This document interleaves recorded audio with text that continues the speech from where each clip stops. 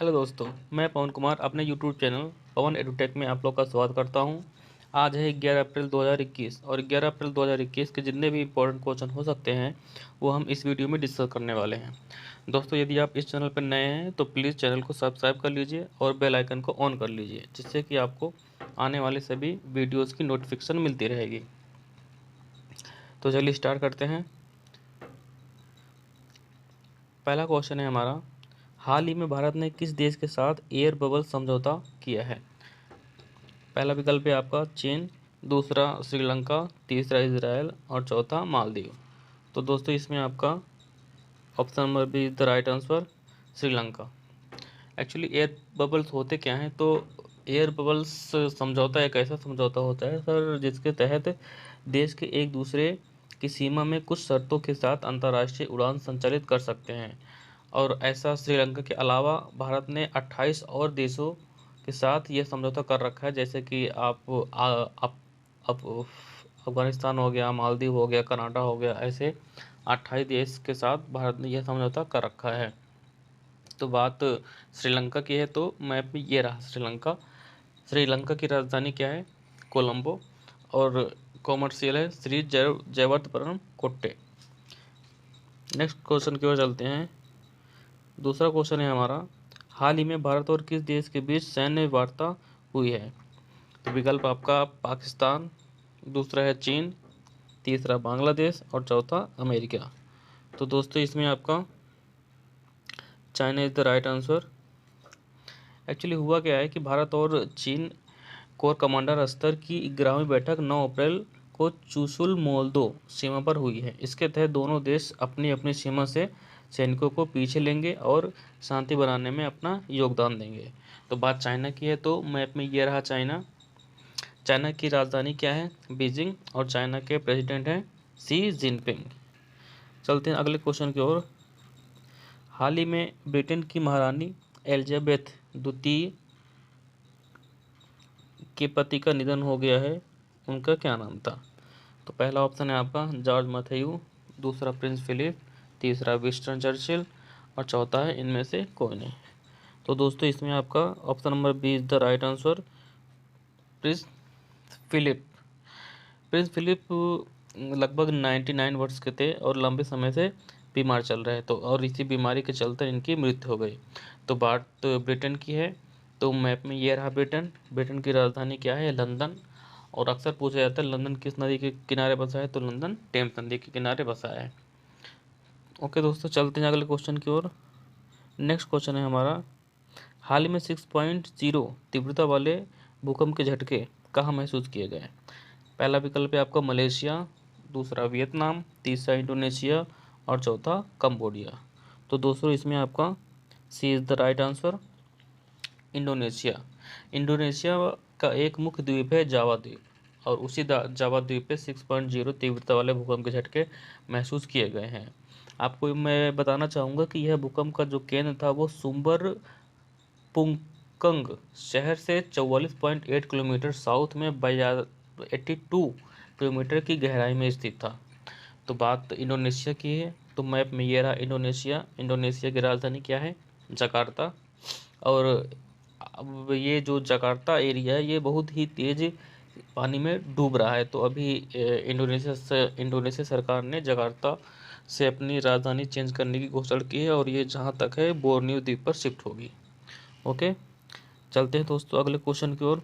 पांचवा क्वेश्चन है हमारा, हाल ही में किस देश ने कोरोना रोधी नोजल स्प्रे का सफलतापूर्वक परीक्षण किया है? पहला ऑप्शन है अमेरिका, दूसरा कनाडा, तीसरा ब्रिटेन और चौथा रूस। तो दोस्तों, इसमें आपका C is the right answer, Britain. Britain सरकार ने एक ऐसा नोजल स्प्रे का परीक्षण किया है जिसके द्वारा हम कोरोना से रोकथाम में हमारी मदद कर सकता है। तो बात ब्रिटेन की है तो ब्रिटेन के लिए तो मैंने आपको इसके पहले वाले क्वेश्चन में बता ही दिया है। तो चलते हैं अगले क्वेश्चन की ओर। क्वेश्चन नंबर 6 है हमारा, हाल ही में पीएम मोदी ने किस देश के युवकों के लिए सुवर्ण जयंती छात्रवृत्ति की घोषणा की है? पहला ऑप्शन है आपका बांग्लादेश, दूसरा नेपाल, तीसरा पाकिस्तान और चौथा भूटान। तो दोस्तों, इसमें आपका option number A Bangladesh is the right answer. अब आप सोच रहे होंगे सुवर्ण जयंती छात्रवृत्ति क्या होती है, तो मैं आपको बताना चाहूँगा कि सुवर्ण जयंती छात्रवृत्ति के तहत पीएम मोदी 50 उद्यमकारियों को भारत में आमंत्रित करेंगे। तो बात बांग्लादेश की है, तो मैप में ये रहा बांग्लादेश। बांग्लादेश की राजधानी क्या है, ढाका। यहाँ की पीएम है शेख हसीना। यहाँ की करेंसी है टका। चलते हैं दोस्तों अगले क्वेश्चन की ओर। 7वां क्वेश्चन है हमारा, आरबीआई ने वित्तीय वर्ष 2021 और 22 के लिए भारत की जीडीपी कितने प्रतिशत रहने का अनुमान लगाया है। ऑप्शन ए है आपका 8.5, ऑप्शन बी 9.0, ऑप्शन सी 10.5 और ऑप्शन डी 11.5। तो दोस्तों इसमें आपका option C is the right answer, 10.5। तो दोस्तों बात आरबीआई की है। तो आरबीआई की स्थापना कब हुई थी, 1 अप्रैल 1935 में, और इसका राष्ट्रीयकरण हुआ था 1949 में। और अब अभी प्रेजेंट टाइम के आरबीआई के गवर्नर है 25वें नंबर के शक्तिकांत दास। चलते हैं दोस्तों अगले क्वेश्चन की ओर। 7वां क्वेश्चन है हमारा, किस देश ने स्फीफर नामक दुनिया का पहला माइक्रो सेंसर आधारित एक्सप्लोसिव डिटेक्टर लॉन्च किया है। तो दोस्तों यह लॉन्च किया है अपने देश भारत ने।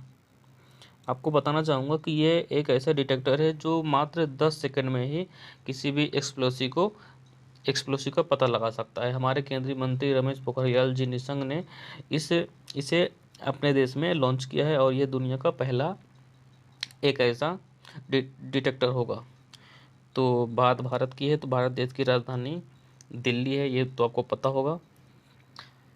चलते हैं नेक्स्ट क्वेश्चन की ओर। अगला क्वेश्चन है 9वां आपका, इंडियन आर्मी के उपसेना के रूप में किसने पदभार संभाला है। पहला ऑप्शन है LT जनरल कंप मोहंती, दूसरा उपेंद्र द्विवेदी जी, तीसरा SK सैनी, चौथा इनमें से कोई नहीं। तो दोस्तों इसमें आपका option number C is the right answer. ये आपको काफ़ी लोगों को पता भी होगा, SK सैनी हमारे उपसेना अध्यक्ष बने हैं। तो बात इंडियन आर्मी की है, तो इंडियन आर्मी डे कब मनाया जाता है, 15 जनवरी को। और इंडियन नेवी डे कब मनाया जाता है, 4 दिसंबर को। और इंडियन एयरफोर्स की बात करें तो यह 8 अक्टूबर को मनाया जाता है। अब प्रेजेंट टाइम में अपने चीफ ऑफ डिफेंस कौन है, तो यह है बिपिन रावत जी। चलते हैं दोस्तों अगले क्वेश्चन की ओर।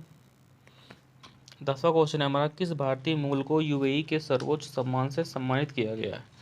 तो दोस्तों इसमें विकल्प है आपका सैयद अली, बी ऑप्शन है आपका रामचंद्र, सी ऑप्शन है भगवान दास, और डी ऑप्शन है यूसुफ अली। तो दोस्तों इसमें आपका D option is the right answer, Yusuf Ali.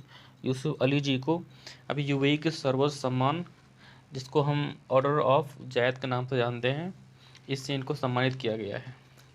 तो पिक्चर में देखिए ये हैं यूसुफ अली जी, जिनको यूएई के प्रेसिडेंट खलीफा बिन ज़ियाद अल नहयान जी पुरस्कृत कर रहे हैं।